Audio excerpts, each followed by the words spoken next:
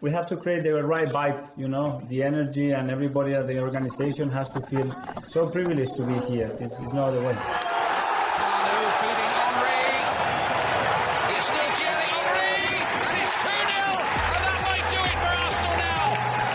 Thanks for listening to the Purely Arsenal podcast.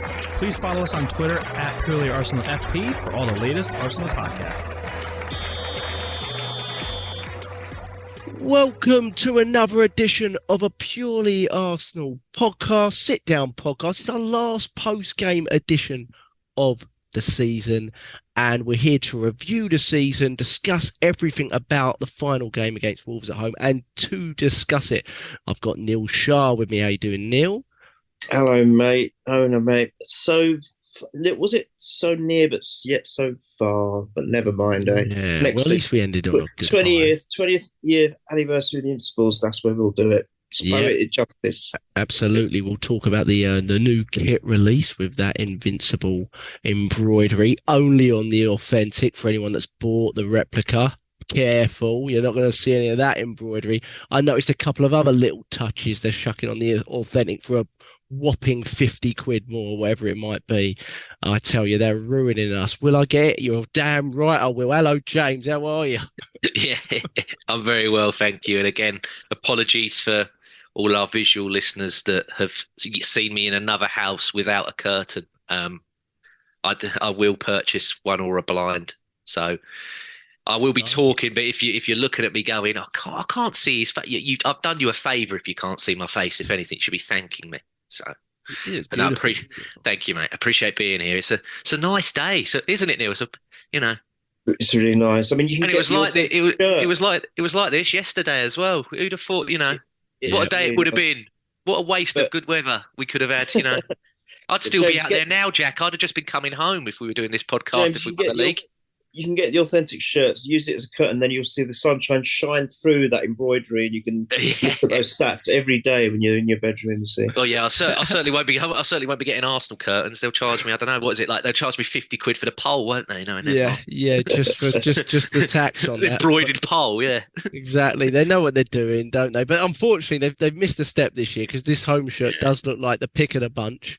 It definitely isn't like last year with what I would argue was at least 2 or maybe 3 of some of the best kits we've had in goalkeeper years. Shirts flying, mate. I think that's because people couldn't get this year's away. They've gone, I'll get a goalkeeper for next year. It is. It's very nice, isn't it? And they've flipped it, haven't they? The goalkeeper shirts becoming more and more neutral colours, and they've decided to go back to this luminous nonsense with a running track around it for us on the away kit. But the home shirt is a very nice shirt for what it is.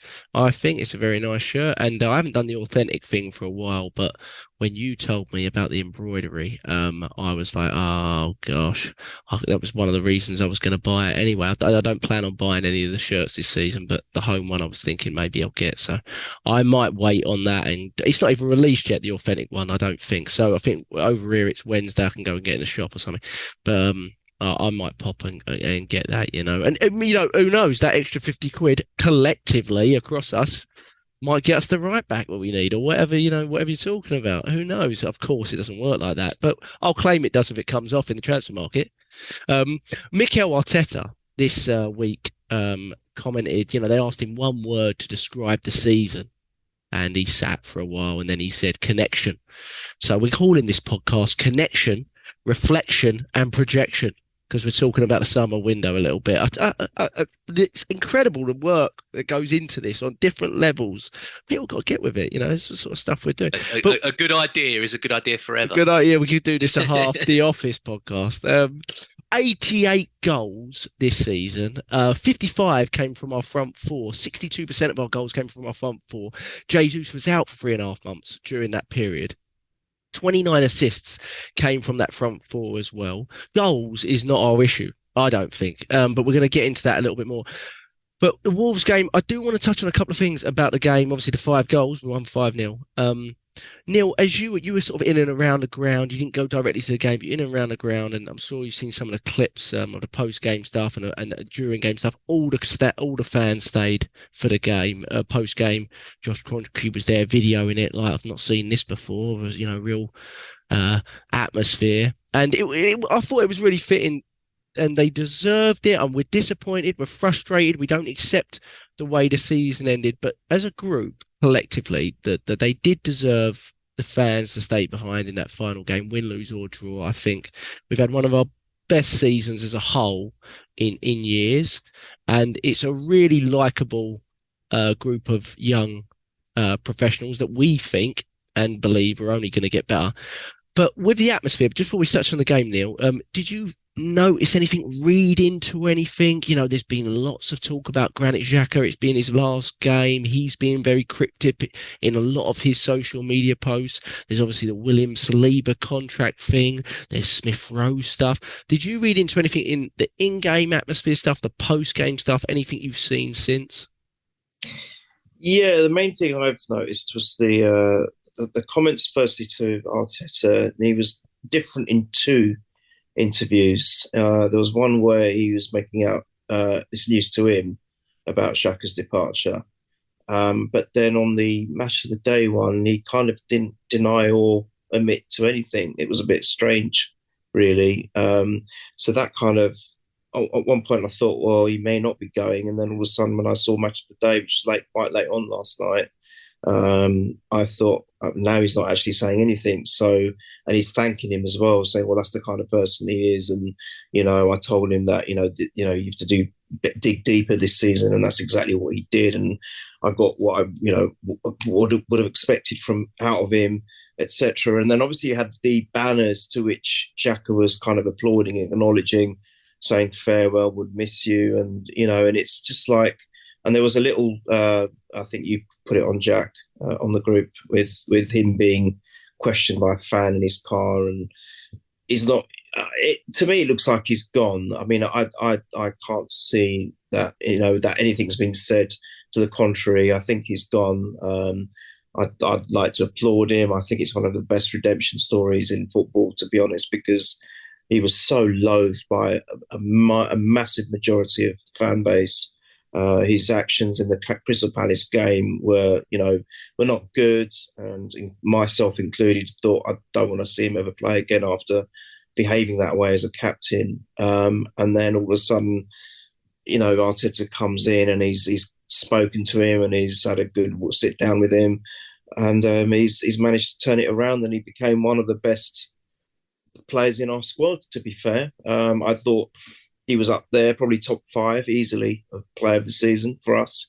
And he was reliable. He was a rock. He was balanced, and he added so much to the team. And, Arteta, I think, was one of the few managers that actually, for club, not internationally, because internationally he always played well, didn't he?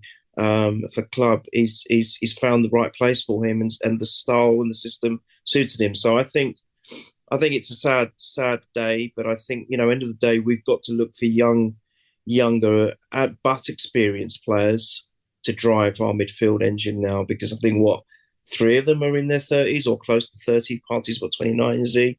Jorginho's already in his 30s. Xhaka's in his 30s. We need some younger, more dynamic players to be able to challenge the likes of a team like City, who who are at the moment, out of this world, really, to be honest. So we've done very well, considering we've lost to a team like that, and come second to a team like that. So yeah, that's what I got from there. I mean, you guys probably know better, because unfortunately I didn't get to see much of the game because of the circumstances that we were in and around. But in terms of the atmosphere, Jack, let me just say one thing, both of you. I think the fans have played a huge part of what has happened this season. Everything that they've been involved in and everything that they've done, both home and away. But I mean, away, they've always been vocal anyway. They've always been good like that, no matter what's been happening to us in the seasons, because it's a great day out to go to an away game and be part of that group. But it seems like what we were doing, or what the fans were doing on the away games, was brought very much to the home games. And it's just been absolutely awesome. All the games I've been to have been magnificent. I've said it pretty much every pod that I've done with you guys. Had a comment to make about the atmosphere, and I think that has helped so much, and more not just in game. It's just everything around it, in the sense of it's propelled us to where we needed to be with regards to a unified fan base. It's been so important for us to have that, because with a bad fan base and with a kind of divided fan base, I don't think that sends the right signals to anyone on the pitch, including the management, including the coaching staff. So it's been a massive thing. And the fact that they stayed behind, every single one of them, they applauded the team, some of them came out with their young ones. It's just a beautiful scene to finish the season on. Yes, we're all, as you said, a little bit disappointed. I've got over that now. It is what it is. It's done. It doesn't. The City result yesterday is irrelevant. Someone saying, "Oh yeah, they lost you," but they've won the league. They've done it. They're focusing on bigger things now. They want to complete a historic treble. You can't count that at all. If it had been down to that last game, you can bet your bottom dollar that City would have played their full strength team, and it might most likely would have been a different outcome. So, I think. Congratulations to the fans. That's what I wanted to say. But I think Xhaka's gone. Saliba thing, I'm not sure. I don't know with his bringing on, which we'll talk about later. Rowe later on, bringing on Tierney.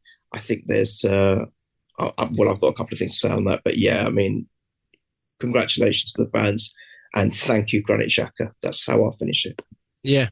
No, we'll talk about Smith. I've got a couple of things on Smith Rowe and Saliba as well that I want to come back to. So yeah, we'll definitely come back to that. I've got a crying child in the background, so I'm going to run off for 20 seconds. But before I do, I want to ask James a question, and then I want to come back to midway through your answer. Would you have, thank you to Granit Xhaka, but would you have gone as far, James, as to be singing Granit Xhaka, we want you to stay? Because the crowd always just got one up a little bit. And when I was sitting there, I was thinking, would I be singing that in the crowd? And I didn't know, to be honest. I thought it was 2 goals obviously helps. It's stat padding big time there. 7 goals, 7 assists for Granit Xhaka. But would you have gone that far? But definitely thank you to him. But also, I think it's a sale, if it happens, to be like, I will always remember Granit Xhaka fondly, and that's probably the best thing I can say about it, because I would never have said that 2 years ago. And I really will. And it is how you sort of end your journey with a club sometimes than what you remember, isn't it? Because I can't say the same about Aubameyang. Personally, I can't really say the same about Mesut Ozil either.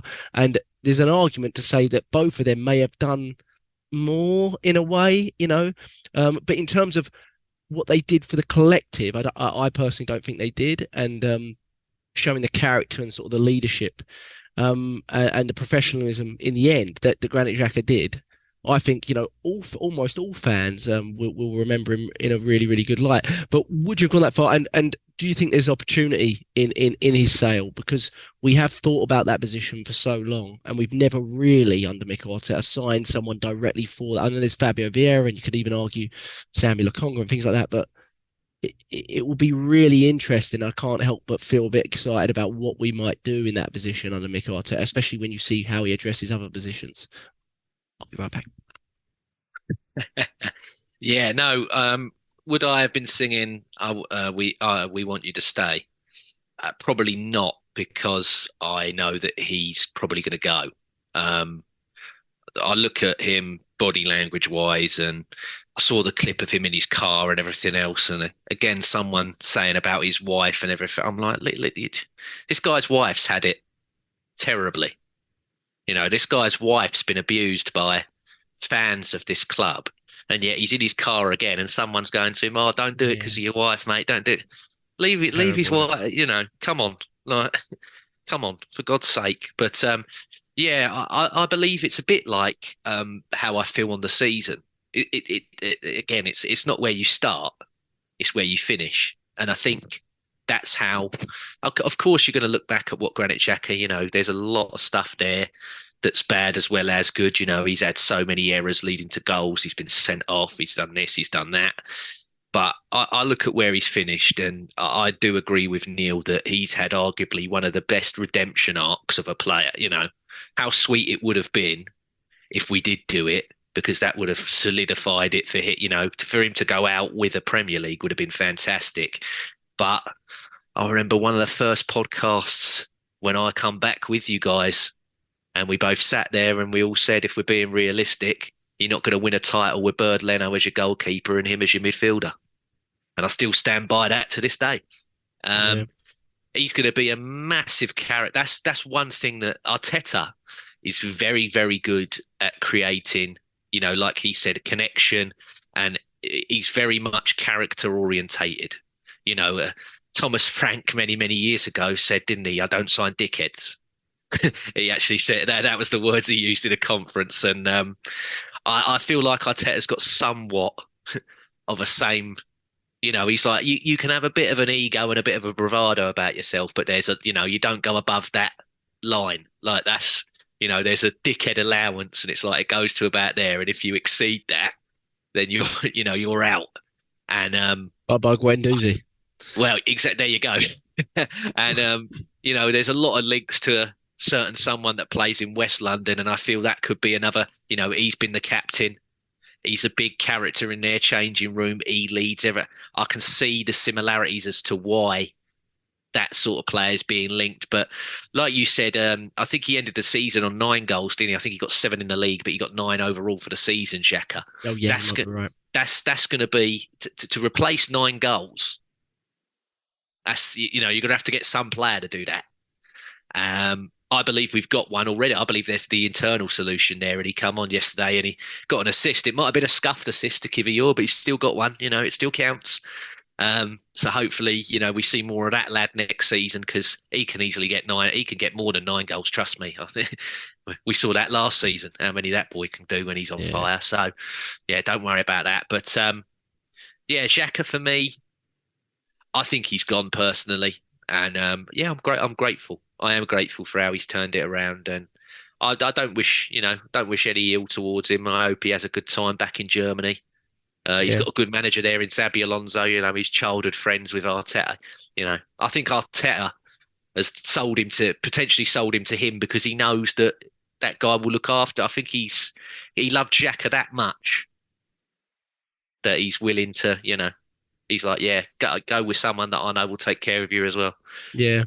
No, I tend to agree with you. It's hard with Xhaka because we've been in this position before. I mean, it's been almost annual with Granit Xhaka, the thought of him leaving. 2 years ago, it was basically this close to Roma, I want to say. I mean, maybe it wasn't quite this close, but it was basically there. Well, he said the bag was packed, didn't he? Yeah, there you go. He said the bag. Yeah, exactly. He said the bag. And he also had some cryptic messages and interesting interviews leading up to that about loving, Rome and Italy and all this sort of stuff. So, but I agree. I think it's probably the case. And people might moan about it. I think the argument is going to be sort of 13, 15 million, something like that. But for someone that's 30, 31, and Leverkusen probably offering him a big contract, and he's on about 120 grand a week with us, and we've got a lot of contracts being renewed. And I'm just not sure we're in a position to renew someone that with another big contract at the age of 31. I just don't really think we are. I'm not really sure, because we don't really have any players of that age. I'm not really sure if we still have the same sort of plan where we sort of do the sort of 1 year contract or 2 year contract, because we literally have no players above that age bracket other than Granit Xhaka. But I hope we do. I mean, that's what Man City are doing with Gundogan and and things like that. So I think that probably should be in place. It was in place for Bergkamp for years, and he kept just signing the 1 year contract. Do you remember? So it's not a new thing. But I think the lineup is a really interesting one for this one, because against Forest he played the same lineup, and we all went, well, what's this about? But in this game, he played the same lineup once again, and you started to see it a little bit more, what he was trying to do. And I took this away from it. Tell me if you agree with it, Neil, and I'll go to James on it. I looked at it and I saw a couple of things. One, I saw obviously Kiwior was at left back, and I think if you're doing that twice in a row, there's some sort of appeal to doing that in the future, or theory on doing that in the future there. And it does fit in the sense of a centre back shifting out left and all that. The other one was obviously Partey inverting at the right back, so it's almost like he switched roles because Zinchenko was out. Like Zinchenko's out, we're gonna flip it. That's what it felt like to me when I was watching it. And then Jesus was taking up a lot of space on the right wing, and a lot of the part. I mean, he scored his goal from the right wing. Berth, he created the first one for Xhaka's header from the right wing, and with Nelson signing, Neil, it feels very much like the right wing berth won't be something we go into the market for. Not definitely, but it feels there's a good chance that the right wing berth won't be something we go into the market for. So I just wondered if you saw that in terms of the lineup. It's hard to read into stuff towards the end of a season when things could change so much in the summer. But those were the things I took away from it. Yeah, I think James might be better to answer this because I literally have not seen any of the game. I only saw bits of it on my phone of the second half and the 5 minutes highlights of and release. They showcase the goals. But what I will say is on the right wing position, I'm absolutely ecstatic that Nelson most likely is going to sign. It's not official yet, is it? So you know me and my official stuff, but it looks like he's. Sorry, it's not official. Sorry. Yeah, but it looks like he's going to put pen to paper. Hopefully, is it the fourth time of asking or something? I can't recall, but it's something like that. But yeah, I really like him, and I think he could add something to our this youthful squad of ours. And I'm glad. But yeah, that was quite interesting. I can have a little comment on the right wing position. I still believe we need someone there. I truly believe it because as much as I laud Nelson, I'm not sure he's going to be able to do it. Say, for example, God forbid, but if Saka's out for a long time, I'm not sure if Nelson will be the answer. Now, I know, Jack, and quite rightly, you've already cited that Jesus can potentially play there, and he's done it quite well yesterday. He did. He obviously was there for the assist. He was there for his goal. Maybe that's a position that he could actually be the cover for Saka. We don't need to dip into the market for sure. Nelson can also play other positions as well. So that could be a way for Arteta to work it. I agree you don't read too much into these things, but for him to play around 2 games running, I know it's easier to do that now that we're not actually playing for the title and we were going to get second no matter what. So I think that gave Arteta the flexibility to maybe experiment, maybe not with something that he might want to do as a plan A, but maybe a plan B potentially. That's what I was thinking, that he's trying out these different positions for different players, which we've been accustomed to seeing in their ingrained position. But now let's try something a little bit different, because if things aren't working out in a game, maybe he's been criticised of not changing it up. He's been criticised of not having a plan B or C. And I think that may be what he was trying out. It's hard to read into it for a different reason. I think what happens with us, especially when it's the last game of the season, which always tends to be at home in the sunshine, we always tend to run away with it anyway. We just do. It's one of those things. So it's difficult to put a benchmark on that. However, I remember saying, just based on pre-season friendlies, that we were going to win it. So, you can take something away in that respect. But yeah, I was quite impressed with Jesus in that position, to be honest, playing there. I was quite impressed with the way he had pace, he was dynamic, he was energetic, and he obviously, to get a goal and an assist from that, that's quite an eye-opener, to be fair. So I've got my thoughts again on certain positions. I'm not going to do players' names because I'll leave that to you two boys, but I've got certain thoughts. But just a quick one on Kiwior. I didn't see too much of the defence today, so I apologise. I should have said that to you before we recorded. But I like the guy. I think he's going to add so much to our team. I still think we need to bolster that back line. However, I think he's going to be really useful, because I'm sorry to say this, it's not about just about additions. It's about also replacements, because I think there's going to be some departures. We're going to need a couple of players at the back as well, I think. But I think Kiwior is going to be effectively the replacement for Rob Holding. But I'd like to see him start a few games for sure, because I think he's going to add a lot, and we're going to need him anyway, because we're going to be obviously getting quite far in the Champions League. So, yeah, that's my thoughts on it. Sorry, it's very vague, but I'll let James answer that one. No, you make a good point. I was impressed with Jesus. The weird thing that we just haven't used him there, and that we've hung Saka out to dry for quite a long time this season. He equalled the record for the club yesterday, even though he was injured a day before yesterday, according to Mikel Arteta, in playing like 80 games in a row in the Premier League over a course of 2 seasons or just over.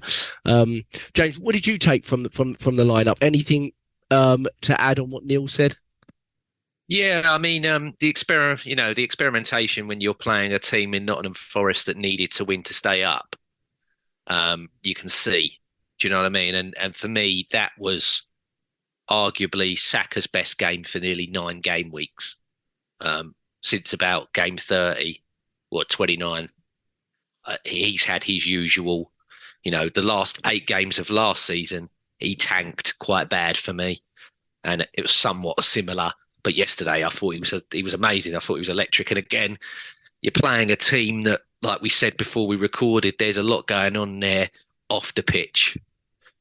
So there's players there that, a bit like what Neil said, we've got some that might come off the bench that might know that they're not going to be there, but they stay professional. And, we were sort of 4-0 up at the time anyway. There's a lot of them there that are like, well, I'm not going to be here next season anyway, so do I really give a monkeys? No, not really. But yeah, I agree with what you said. I think the way that he had Thomas Partey inverting in from the right hand, it was like he flipped it, yeah, and it looked much better because obviously we won and we were at home and we were dominant. And I'm just happy we got another clean sheet as well. I can't even remember them really having we were as secure as Joseph Fritzl's basement, so we didn't really have to worry. But the way we were going, it's good because out of possession, it becomes when Partey goes on and goes in inverted, it becomes like a back 3, doesn't it? And that's what I think. I think Ben White prefers being in a 3, a bit like what he was when he was at Brighton. And he's okay. They're not as big as Webster and Dunkworth to help him, but Gabriel and Kivior aren't small, are they? They're not tiny guys, and they've both got quite good recovery speed, which is something that Ben White doesn't really have. So it's good to have in there. And yeah, I think it's somewhat of a plan for the future. And we'll just make smart addition. We've said now that it's not the goals and everything that we need. It's to solidify it and just maybe add more. I think we need more athleticism, mate. That's the main thing. We just need more people that can solidly, run. And again, we've always said the best ability is availability.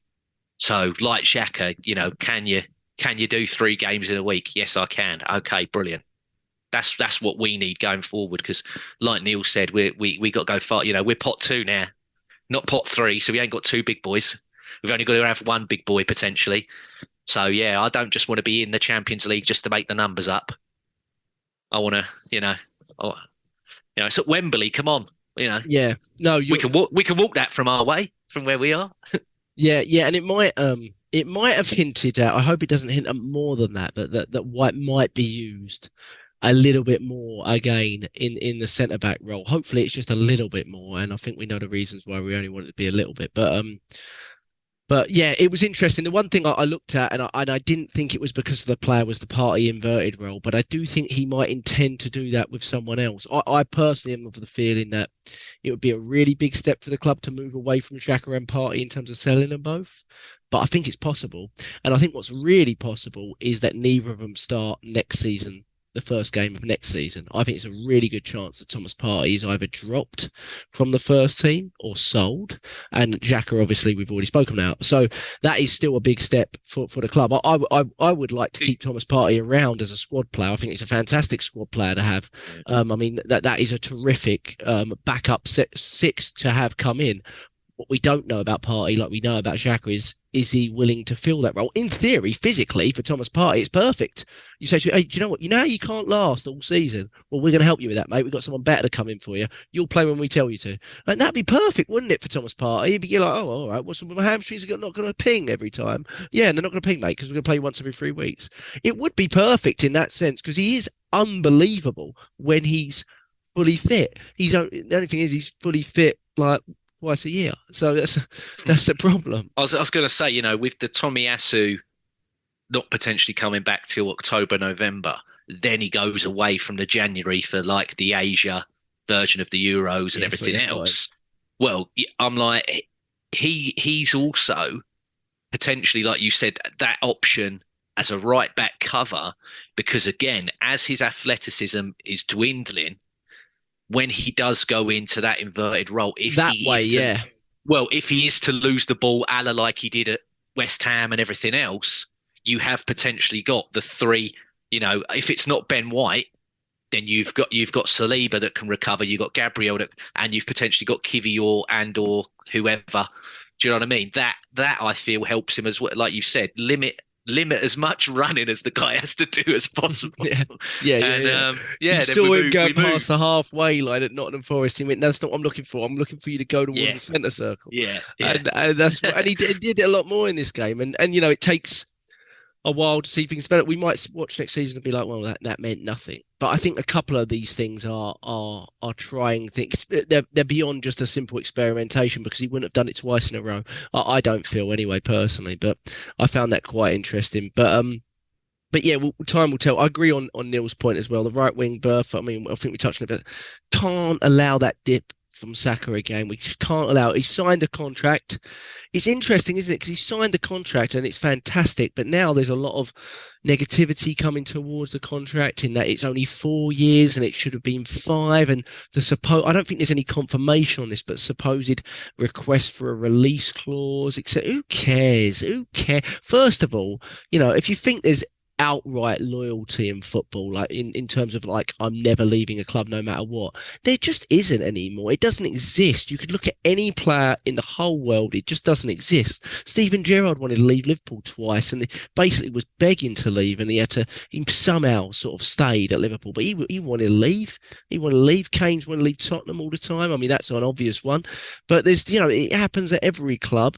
I don't think Saka's in that boat at all at this moment in time, but of course in 2 or 3 years time, if we're not challenging for big honours, I mean, he's that good. He's that good. You just said what I was going to say, is that you know what it's going to take to keep that boy at this club, and that is winning.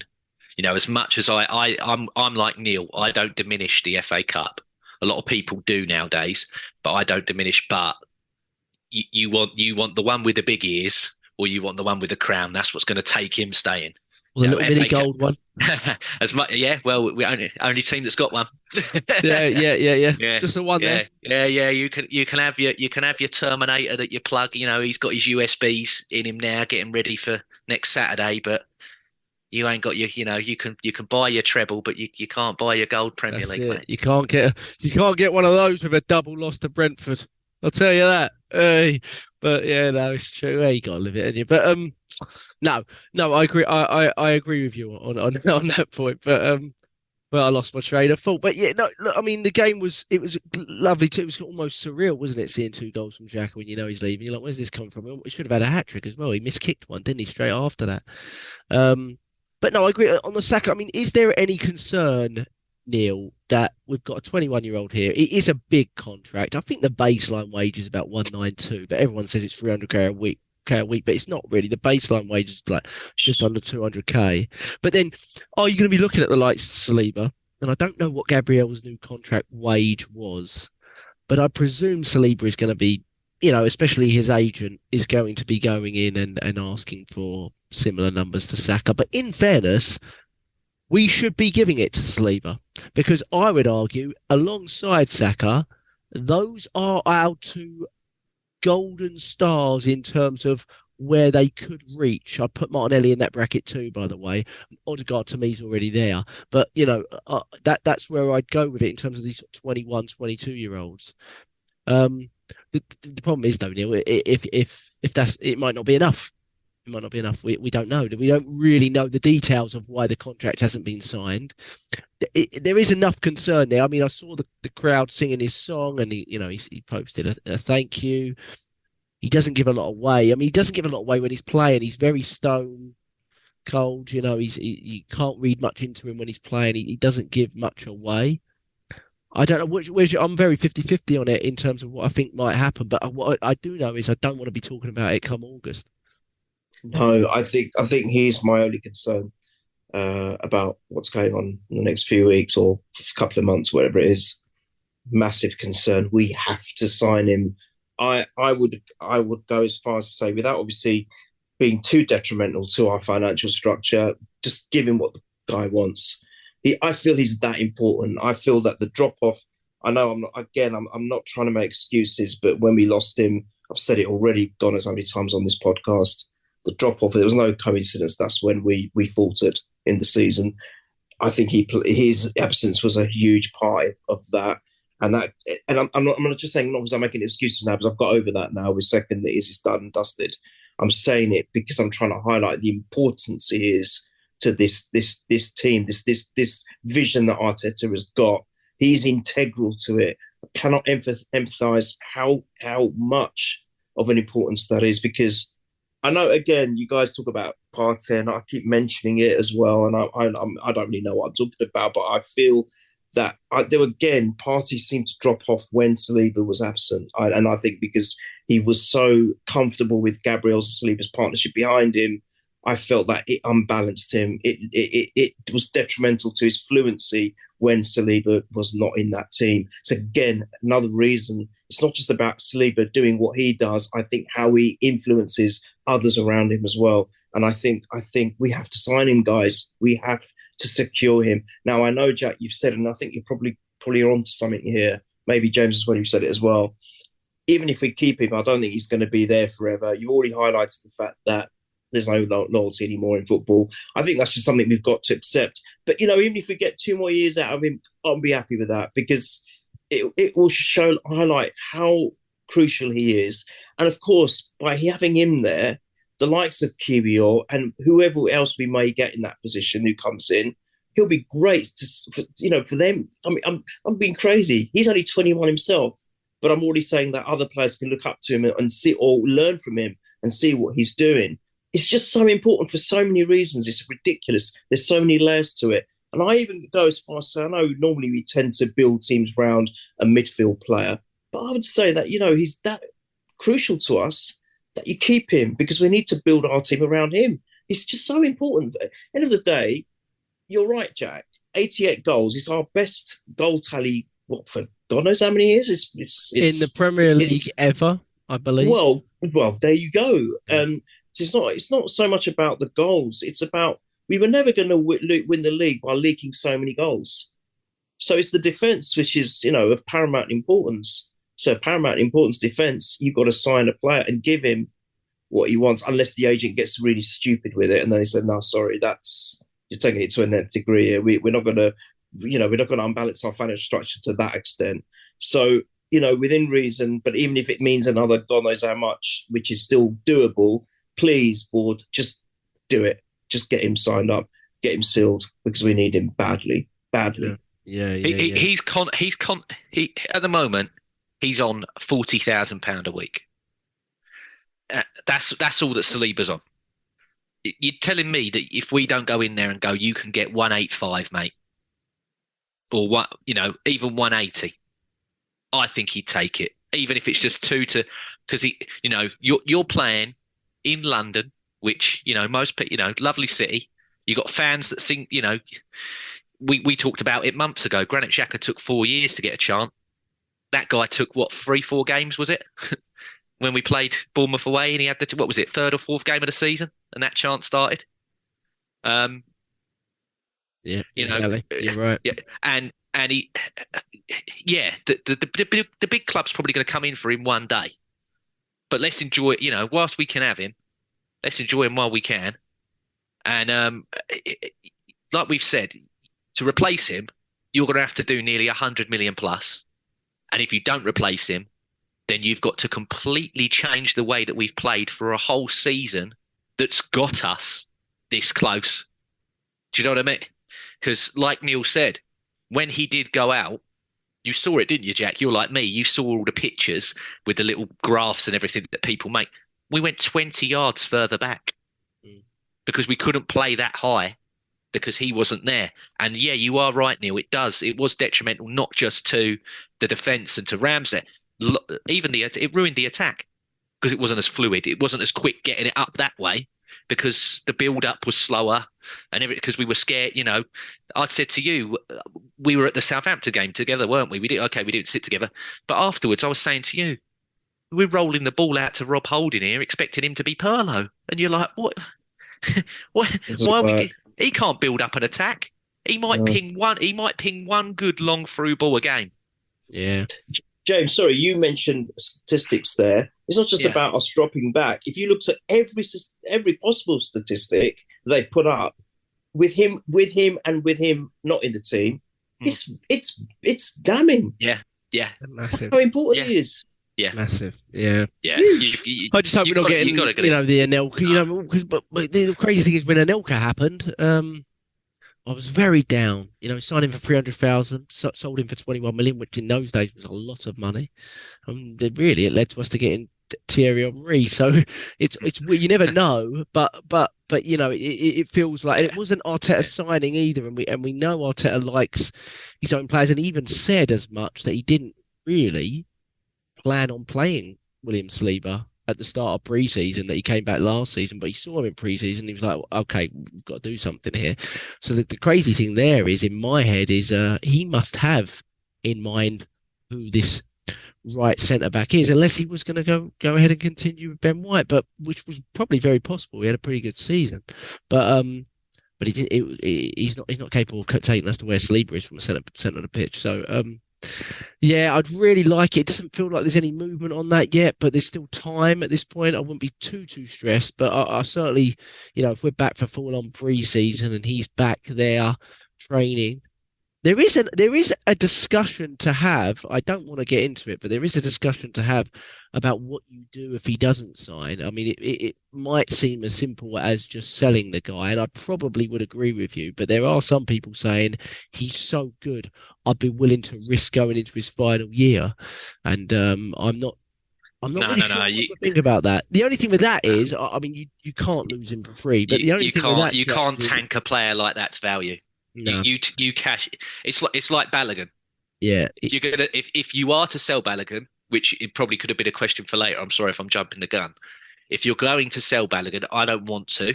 I'll just make that clear for everybody that's listening and watching, just in case they want to come for me. I don't want to sell him. But if you are going to sell him, you sell him this season, because now is the best time. The market for him now, he's value. You look at it. Maitland-Niles. Wolves 2 seasons ago, 20 million offer. We said no. He's leaving for free. Yeah. Well, he's leaving for free. Yeah, shocking. Eddie, 2 seasons ago in a January, West Ham, £22.5 million offer. Didn't take it. Yeah. Yeah, sometimes you've got to know when someone's stock is high, haven't you? Exactly. Yeah, and on that point, I will move on from Saliba and we'll move on from the game. Lovely game to win. City lost. We ended up 5 points behind them. No shame in being 5 points behind Man City's probably best ever team, I would argue. Points totals don't mean a lot to me. Points totals can be reflected from season to season. It doesn't mean much when you see the quality that they've had over certainly in the last third of the season. They're deserved title winners beyond the 115 charges. As a football team, they're deserved title winners, and we're left a little bit with what could have been and what should have been. And I'll tell you what, though, I was watching that Dortmund game yesterday and I thought, I couldn't have handled that. I could not have handled that. They stayed after the Dortmund game. They lost the league on the final day at home against a nothing team, just like us playing Wolves.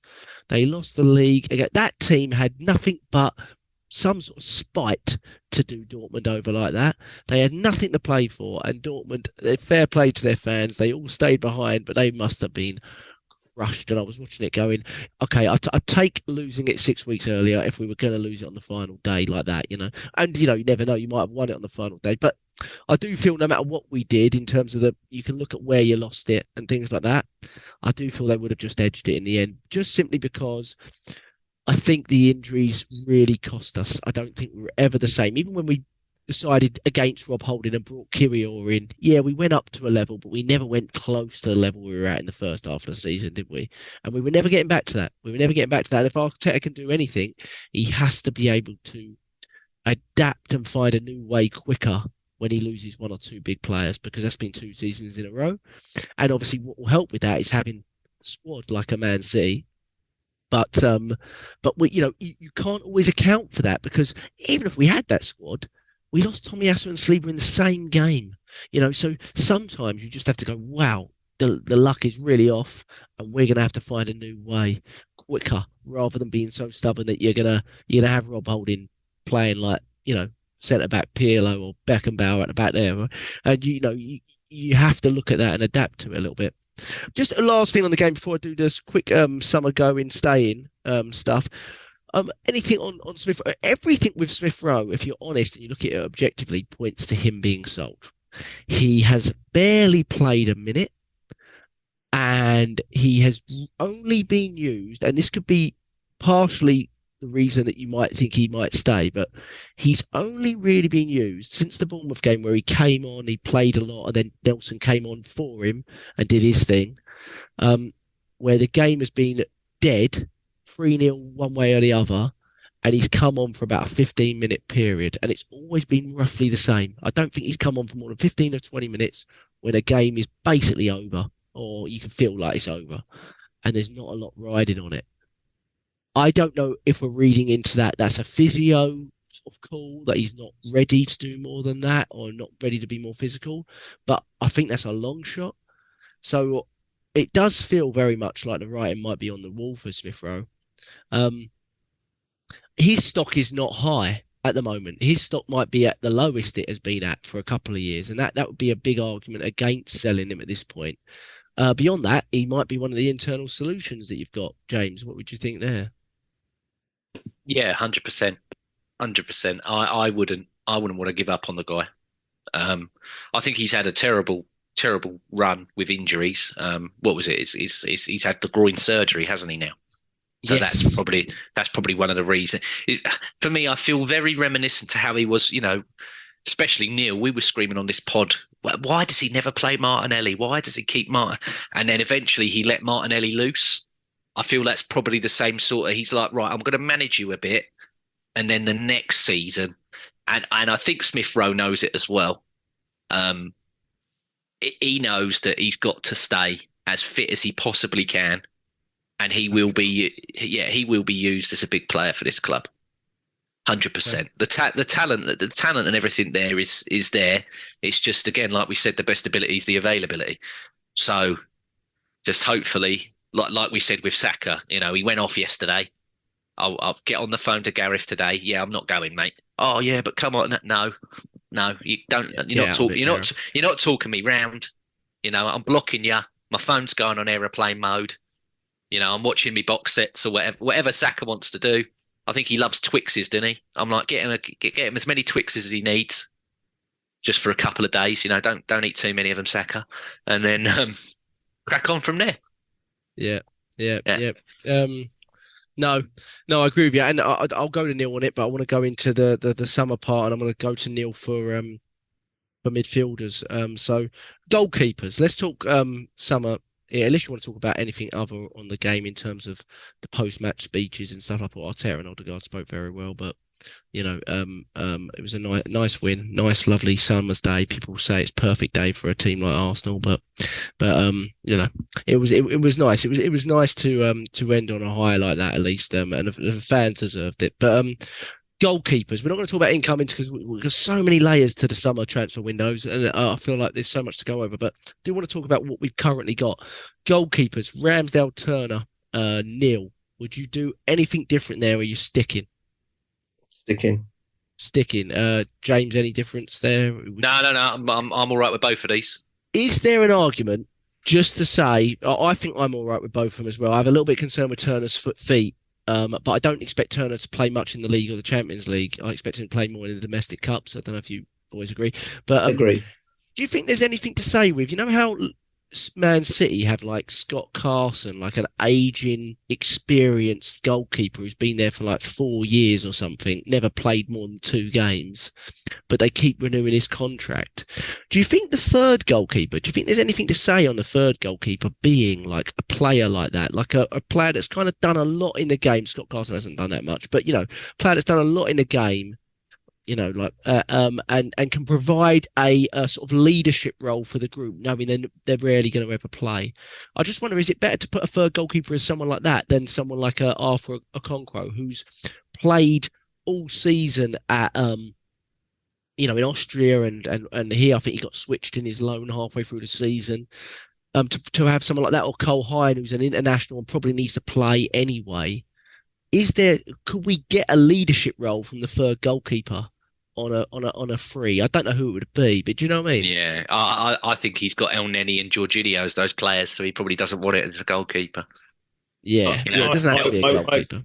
I agree, James. I think if you're looking for a third goalkeeper, then yes, because Turner and Ramsdale are very young goalkeepers. So we don't need another youngster. We need maybe someone more experienced. So if we're looking for that position, yes, all day long. If we're not looking for the position, why bother? We've got more important positions to worry about. And to be honest, isn't that what coaching staff are there for anyway? Well, they're not doing their jobs otherwise. And as you know, James quite rightly pointed out, we've given El Neni a 1-year contract. Jorginho's come in. We don't need it. I don't think.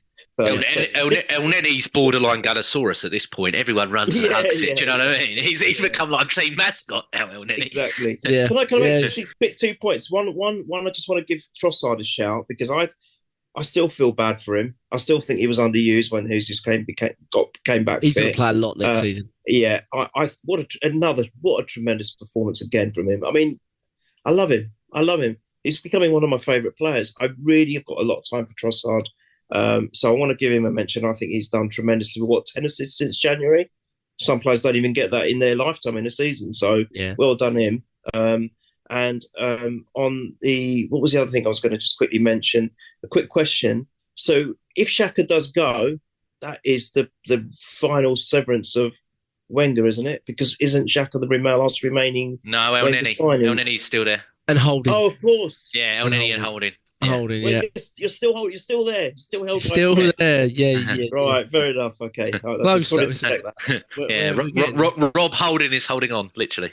Exactly. He's holding on for dear life. But okay, goalkeeper was quick. James, it's going to be a little bit harder. Get rid of Runnison as well. That's the worst thing to come out of Iceland since Kerry Katona. Get rid. Yes, yeah.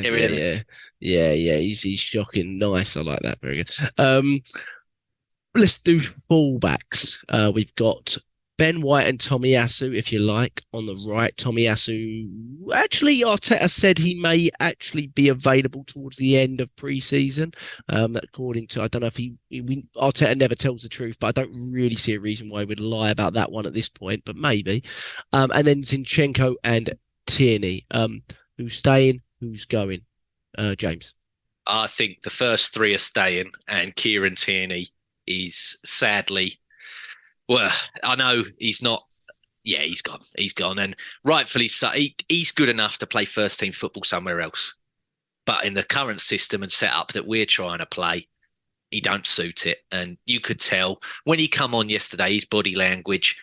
He's a good pro. Like he's not going to deliberately chuck a game or moan or complain. But you could see it was very much as if to be like, yeah, all right, whatever. I'll do this 10 minutes and. Yeah, be done with it. Yeah. I mean, as much as Arteta after the game said, I'm not going to talk about, as much about incomings. I want to work on the nucleus of the core of the players that we've got and the players that are coming back. I'm like, the ones you've got on loan, mate, you ain't. Patino's going, you ain't playing Pepe, you ain't playing Tavares. Like, come on, mate. Like, come on. Yeah. And we expect, I agree. I think those three stay. And I think Tomiyasu obviously is not fit, so he's definitely staying. But I think even if he was, the fact that he can play all across the back line, you keep players like that around for as long as possible, don't you? Really, even Arteta spoke really highly of him this week. He said, he's just terrific. I think he said something like every club would love a player like Tomiyasu or something like that in their squad, something like that. I'm sure I read something like that. So I agree on that. There's obviously a couple of others you could talk about, like Broad. He can play three positions as well. You can play him right back, left back, centre back. So you keep a player like that. Yeah, absolutely you do. And he was, in my view, he was our backup left back this season. And I think the data bears that out. When it was actually he wasn't playing on the right side and we needed a left back, he played. And then he got injured, of course, but before that, he basically played. I think just the Brentford away game was the one. And he did. He did. Well, if you look at what Pep says, he goes on about Nathan Ake, and he says that he's like, I know he's a centre back, but I play him left because he's our best player 1v1. Mm-hmm. Tomiyasu I would say arguably 1v1 defending, got to be at least in the top 2 in our club. Got to be. Oh yeah, he's terrific. And He played him against Salah because he wanted to shut him down. Played him against Son because he wanted to shut him down. You know what I mean? You got to have a player like that. Yeah. And just to add in, I would not be surprised to see Kirill crop up at left back at times if we need to do something like we did, if Zinchenko's not available or something like that. Centre backs, we've got Neil, we've got Saliba holding, we've got Gabriel Kirill. That's pretty much the main. Tommy Asu and Raw Waters and people like that. But that's the main 4. What are we doing with those? I think Holding's gone for sure. Yeah, I'll be shocked. I'll be shocked if they give him a year contract. I will be shocked. What we get for him? 8 to 10 million, something like that. 5 to 10, maybe. Yeah, 0.5. I think. I think, but again, I do want to applaud his professionalism, and he's never complained. Great bloke. Lovely to have again another one to have. But that's the thing, isn't it? Again, something you touched on earlier, Jack. Is that Arteta has found a way to get the best out of the players in respect of how they interact with each other and what they do. I like behind the scenes as well as what you do on the pitch. It's more about it's an extension to them, not just what you can do on the pitch. And then you say, "See you later. I'm going home now. I've done my bit." There's just a good camaraderie there, and Holding has definitely been an integral part of that. But I think he's gone for sure. So yeah, definitely. I mean, I don't know about you mentioned another kid. I think someone a younger guy Waters, but don't worry about. I mean, it's just he looks potentially very good, but he probably would need a loan at some point. Exactly, I was going to say maybe a loan for him, but Holding in terms of a sell, certainly. The others, we've got to keep them. We've already talked about Saliba. We have to keep him. So yeah. That's my take on that. Yeah. No, agree with that, James. You agree? What sort of thing we thinking for Tierney? I'm being realistic and saying around 30, 35 million, even if it is a Newcastle or a Villa or someone like that. But are we thinking we could get more for him? I just think injuries work against him. And if you look at Zinchenko, he was about 30 to 35 million. I know he wasn't English though, but 40 tops probably. If it's Newcastle, then 60. I want him fleeced. Yeah, no, I'm with you, Neil. No. Cucurella pricing. Yeah, I want him fleeced. Yeah, jog on. Like if you want him, you're paying over, like big time. Villa, as much as they've got the Europa Conference and they're looking at progressing and everything else like that. If he was to go to Villa for 30 to 35, I wouldn't begrudge it. But if it's Newcastle, then no. Yeah, why not? Yeah, double it and add 10, mate. That's how much you're paying for him. Yeah. Yeah, exactly. We've had it before. We've had it before where we've sold, to sell Robbie Van Persie for 25 million quid. Oh, don't. Still winds me up to this day. Yeah, it's fair. Yeah. Ramsey on a free, wasn't it? God. Yeah. Well, I do feel, with Tierney, there will be a lot of interest. There's no need for us to just settle. If there are 2 or 3 clubs in it, then just create a little bit in war of our own, like everyone else does it with us, don't they? So, we've got to start doing a little bit of that. I know within the league, you always expect it's going to come back at you. That's the difference in the league. You always expect, well, in a couple of years, I'm going to want this player from them or something like that. So I get why it works to your benefit to be like with Brighton, for example, to be more communicative and work together. But if it's a broad stuff, I'll be creating bit of walls left, right, and centre, which we'll get onto with the likes of Balogun. But centre mid. That's James again. Centre mid. So we got Jorginho, El Neni, Xhaka, Partey. I guess we can say we've also got Odegaard, Smith Rowe, Vieira, Sambi Lokonga. Am I missing anyone? Anyone? No. That's pretty much it. I'll call it out. Hang on. You missed Tavares, didn't you, at the back? Oh, great shout. We're selling him. Yeah. Great shout. I did miss him. Bloody hell, yeah. It's the loans that. Do you know I miss Cedric as well? Bye, Cedric. Carry on. Selling him. He said he wants to fight for his place. What sort of? When? He came out. I want to fight for my place. I was like, wow. April. He loves the club. Don't blame him. Jack, don't blame him. He loves the club. Yeah. Who wouldn't? 65 grand a week. Cedric fighting for his place is like when I play fight with my cousin's kids. You know, when you just hold their head and their arms are like, exactly. that's him fighting for his place at Arsenal. You know, it's just piss off. Like, come over there. Get that wage off the pay off if we have to. Just get him off. It's like you're a nice bloke and you've got arguably the fittest missus at the club, but no. You know, sorry, we're at a level now where just because you got fit misses, you can't start. You know, we would have kept Sanya forever if that was the case. It's true, mate. She was lovely. He had a lovely missus. Good player. It was like when Ali Adair was with Lelani Downing. I was like, oh mate, you keep him forever. Don't sell him. Sounds English, Ali Adair. He's like Hector Bellerin, isn't he? But, he's Bellerin. Very similar. He sounds very. He tries. Got the old English twang on him. Well, let's start at the base. Let's start at the base to make it a little bit easier. I'll give you the base and then maybe give Neil because there's a lot of players there. So Partey, Jorginho, El Neni. Well, they're already all staying, aren't they? They're all there. Okay, we'll carry on then. Go to the 8, which is a bit more complicated. Xhaka, Smith Rowe, Fabio Vieira. Xhaka's gone.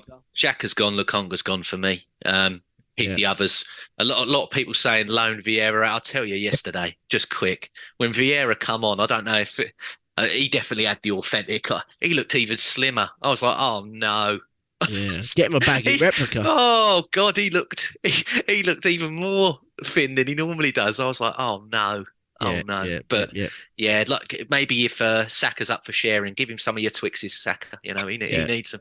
Yeah, I'm not against using Vieira as a wide player at times because I just think he's but again he's got to show more, isn't he? I like him. I do like him. I wouldn't. Jack, he played a lovely through ball yesterday.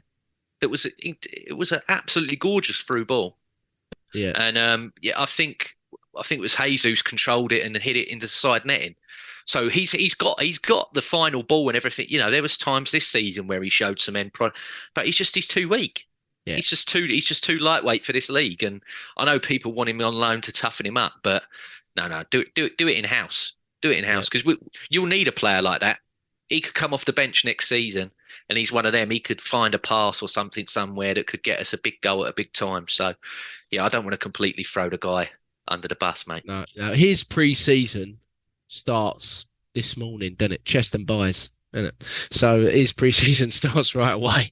Absolutely. But it is again, like the Sleeper one, it's a 50-50 one with Smith Rowe. I know we want him to stay. I'm with you on that. I want him to stay. I think we've got to at least see 1 year of him fully fit. But even if we did, I think James, even if we didn't want him to stay, Arteta would not loan him. He spent 38 million.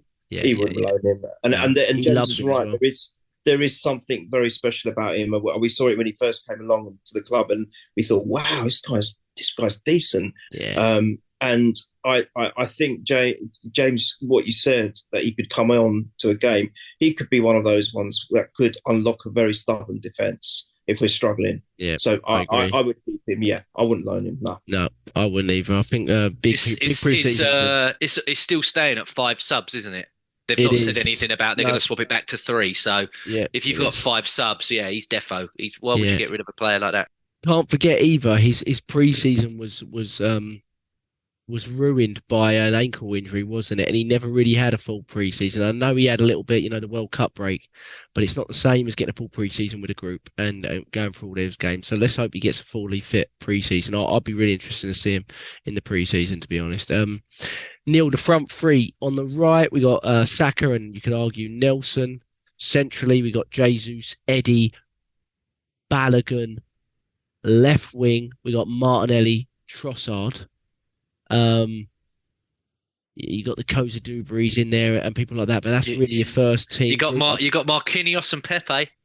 And you got Marquinhos and tell you what, Pepe. he is ripping up that under-20 World Cup, Marquinhos. I heard that. He looks sensational. For him, we would say alone within the league would be the goal then. Really, wouldn't it? It would be you've played at Norwich, you've done pretty well. They had a tough season, but you get him if he's there. Can we loan him to someone within the league? Give him a Vincent Kompany or someone who someone Arteta knows that will look after him. Yeah, I think he's got something about him. I don't know how far he can go, but he's definitely good on the ball. But Neil, sorry, go ahead.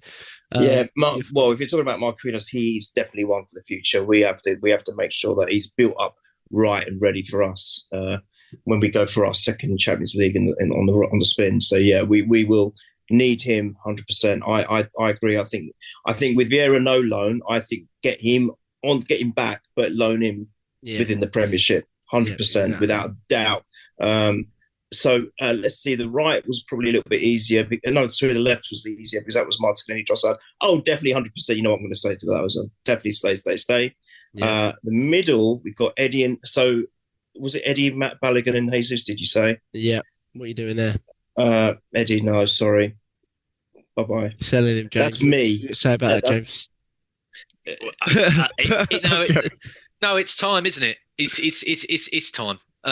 As much as we moan that we don't need goals or whatever else, we've all said you need a different profile of forward there. Mm-hmm. You know, every team that we're going to be competing with. Okay, Man United are probably not going to renew Weghorst, but you can bet your bollock to a barn dance that he's going to go out there and find someone else that's 6'8", ugly type player. So yeah. I know, Jack, you've said off air on your tweets and whatever.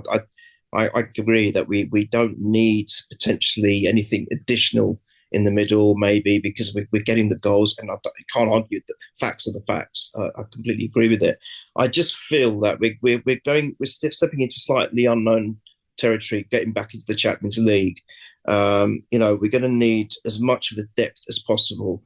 I can feel, even Balogun potentially could go. If he wants to go, I think he needs to go because I've always said, like you two, like everyone, most sensible fans, if someone's not 100% committed to a club, just let them go. You don't want to hang on to players like that. So potentially we could lose Balogun and Eddie. And I just feel that we need a real strong, like the old Drogba type player we used to be, just a really powerful forward there. Again, for maybe potentially a plan B. If Jesus on the right isn't working, if Martinelli is doing everything he can, but he's not finding the net, Trossard, is doing, we could be unlucky. And all of a sudden, we just need some banging target man who can hold up play just a little bit, but doesn't drop back maybe as far as Lacazette used to. And we just need someone like that. And that's my feeling on it. So, but I know we're talking about outs. I think Eddie stroke Balogun potentially. And on the other side, who we got? We got Nelson. We got Saka. Obviously get rid of Saka. God, yeah, but he's stayed. He's committed. I'm with you guys. I'm not interested about. It's not 5 years. But there's a clause in. I don't care. We've got him. That's it. Done. That's dusted. So definitely keep those two. I think out of that lot that you mentioned, Balogun stroke Eddie for me. Yeah. Departure-wise. Got a quick question for both of you. Quick, do you go to Balogun as soon as he gets back? We're looking at selling you, or do you play him in pre-season just to see what he's like before you do? Personally, I'd like to keep him, but yeah. That's how I don't want to cast him out because for me, I think he's a light. Jack, we're coming over your way, mate. He's a license to print money on that tour. You might want to keep him at least until that point. I think there's a good chance we at least have a look at him in pre-season. I think there is. Yes. Because you don't know, do you? And but I would say if you watch him in pre-season, you go, it's not exactly the pro. Because like Neil said, we don't want an alternative to Jesus. We want an alternative to the profile behind him, which is Eddie or Balogun. It could be Balogun. We don't know enough about him in this league, really. We've not seen him enough. He's done really well in France. You could judge that in two ways. Is his stock as high? Is it ever going to be this high? Do we sell him? And I'd say if in pre-season we're questioning that, you probably go ahead and sell him, but maybe have a look at him at least. But if you sell Balogun and Eddie, and you're selling the other players that we've already talked about, you're talking about some serious incoming money, which is the first time we could say that there's no way we sell both. It's one or the other. We're not selling two forwards like that. I just think the Eddie sale's difficult because of the wage. And I don't think the interest will be as high for Eddie as it will be for Balogun. Balogun's got 20 goals in a top league. Eddie came in, did decent, got 4 or 5, and then basically he was actually dropped for Trossard before he got injured. So I don't think there's not a lot of Prem teams that are going to be looking at that going, yeah, I'm going to pay £100,000 a week for him to be my starting striker. I'm not certain there's going to be a lot out there, and he's not going to want to drop below the Premier League.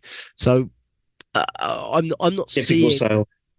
I'm not. I agree. I wouldn't be against Eddie and Balogun, but I'm not seeing the teams. Whereas Balogun, you can see like 5, 6 teams coming in for Balogun. Can I just say also when Balogun potentially was showing when he was here with us and he was showing signs, I was crying, please start him, but he never was. It was always Eddie that got looking, and I think that may have curtailed him a little bit. That may have dampened his mind a little bit, thinking, oh, I'm not getting a shot. I'm doing it in the reserves. I'm doing it. I remember how prolific he was. Wasn't he doing it for England as well, or the unders in the England squad? He was a prolific scorer and he was a great player from what we used to see. But I think he was just overshadowed by Eddie because I think Arteta's mindset then was, no, Eddie's just in front of me at the minute, and I've got to put in there in that place. So I don't know if it is worth just holding on to him. I know. You're right. We might not. James, you made such a great point about the players that we decided to keep, and now we're going to get nothing for them. And maybe it is time to cash in for Balogun. But I still feel there's something in him. I think he could become a really devastating player. Now I know you can't just say, everyone's saying, yeah, but it's the French league, it's different. Kettle of fish, But that's not his fault, is it? He's put into a league and he's doing it. He's making the numbers work for him. So. I would actually give him a chance.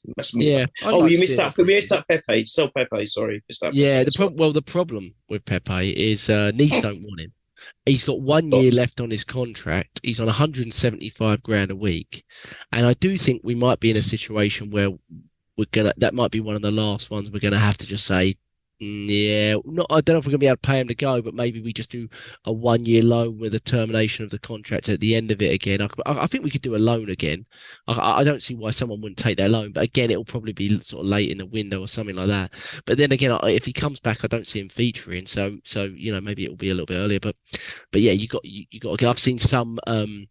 Because we're still considering we need someone at the right-sided berth, even with a Nelson contract that is actually going to fill Saka's role. And people saying, well, that's what Pepe's there for. That's a huge signing. Yeah, Britain. That ship sailed. That ship sailed a long time ago. Yeah. Okay, Mikel Arteta is never going to do that. So I don't know why people. I've seen it a little bit on Twitter. It's never happening. There's good reason for it. He literally can't play in the way we want him to play. If I could sign one type of forward, the perfect one would be a tall, agile forward that can also play on the right. I don't know who that is. Marcus Thuram. Yeah, Marcus Thuram. We've talked about the Thuram's, but get his brother as well. They're both quality. Yeah. But yeah, someone like that. There's not many of those around though. And he's a free transfer, but there's someone like that would really fill the void. Because if you look at us up there, we're very small, aren't we? We're all a bunch of nils, as I said in the text. Didn't I, Neil? We are though, aren't we? It's weird. I was watching. We're very good, but even I watched Koza Dewberry in training this week. He looked fantastic. He's even smaller than Saka. I was watching. He's fantastic, but he's like 5'4" or something. I'm like, he's fantastic. No, I agree with you. We need stature. We do. Yeah, I've heard from the club that we're getting rid of North London forever. And next season, it's just going to be hi ho, Well, no, it's hilarious. But if you look at us in the Invincibles, right? Bergkamp, Henry, Reyes, Kanu, they're all 6 foot almost or above. Even Reyes weren't small. Kanu was borderline 2 people in one, wasn't he? Yeah. Like 6, 7. He was massive. Yeah, he's so agile though as well. He's so much flexibility, didn't he? Yeah, no, and you see obviously City with Haaland. Look at Newcastle, their basketball team. I just think you don't want to be so. Wenger went to that, didn't he? This technical assurance. We had a bunch of number 10s. I don't think Arteta's that way, but we're losing Xhaka. That's the big height component. So you just want to make sure. I don't think height's a huge factor. And he was always obsessed with stature to begin with.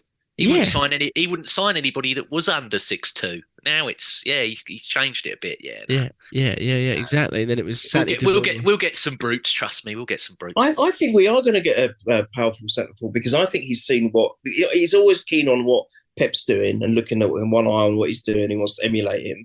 Well, he's brought in Haaland and he's brought in one of the biggest mean machines that you could get. So he might think, well, actually, it's worked for them. Yeah, maybe he might follow suit. Yeah, we might do. I get one thing I will say on the attack before we're done is I think whatever we do in the attack will be the last thing that we do in terms of incomings.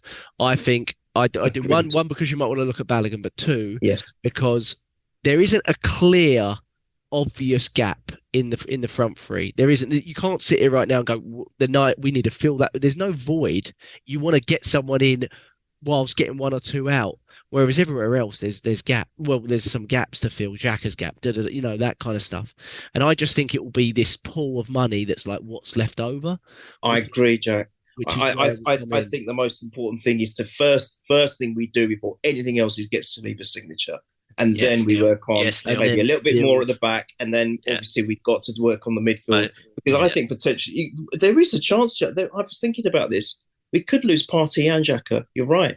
Yeah. So we've lost the heart of our engine, which was pretty much there for the whole season, which we built our team on. This is we've got to remember they're the two who are part of our new identity. So we're going to have to replace them.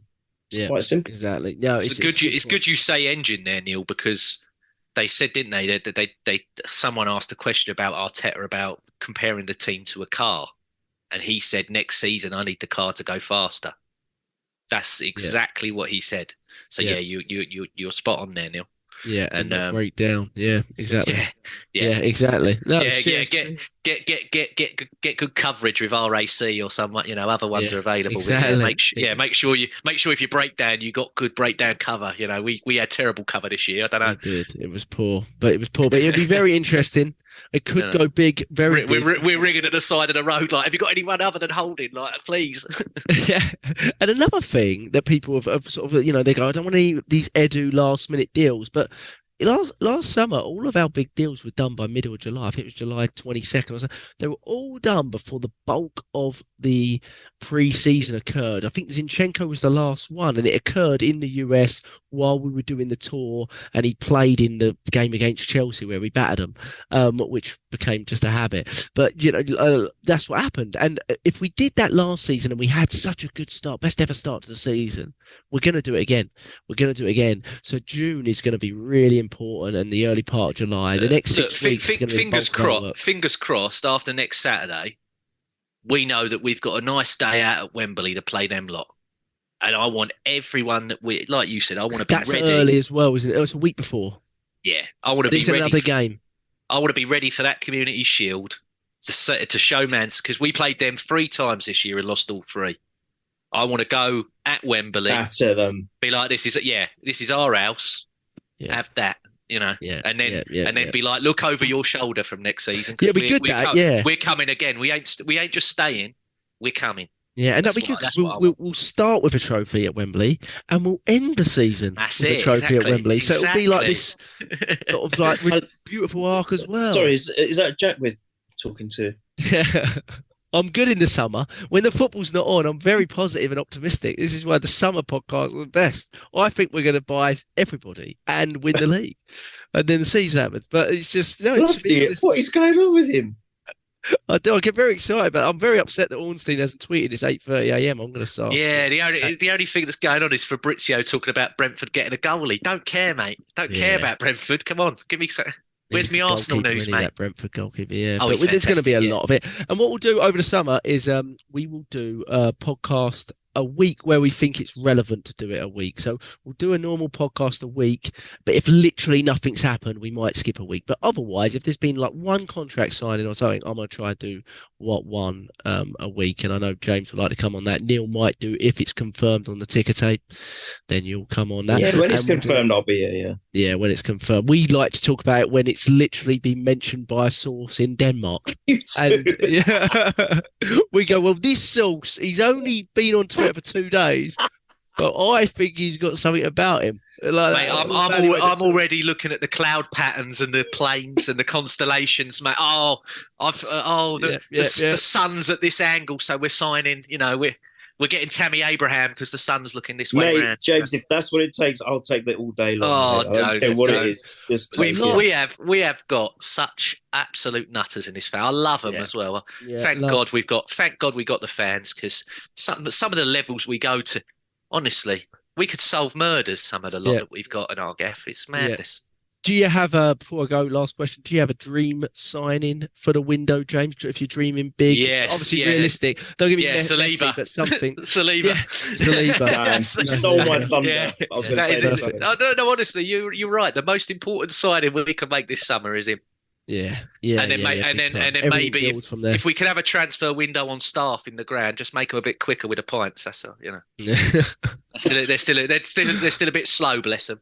Yeah, there you go. And it's contactless as well now. It's no cash. So I don't even know what's the delay. Do you know what I mean? Speed it up, shouldn't it? Really? Yeah, exactly. Yeah, it should be more. Should be quicker. But there you go. Yeah, there you go. Boys, I can't have everything. No, that's true. Well, maybe this summer we will get it. So, Eric Ten Hag saying Man United spent no money last summer. So there you go. 227 million isn't a lot of money apparently. So this summer's going to be absolutely mental from teams, and I don't expect us to go that mental. But we've got shrewder people in charge, so we should be all right. Some of them have got absolute plonkers in charge of their clubs, haven't you? So look at Chelsea. I tell you, watch what Chelsea do. Do the opposite this summer, and we'll probably end up all right, won't we? So just watch what they do. Well, no one wants to manage Tottenham. They were saying no. Yeah. Oh, but give it to Ryan Mason or Sherwood. Sherwood. Yeah, Sherwood.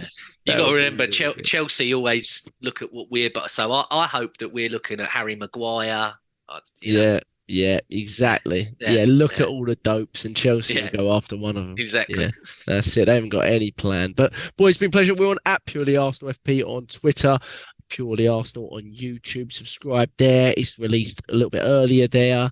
And all our transfer podcasts will be on the same channel over the summer. And we'll probably do one around this time next week because I think something might happen by this time next week, whether it's a contract or something like that.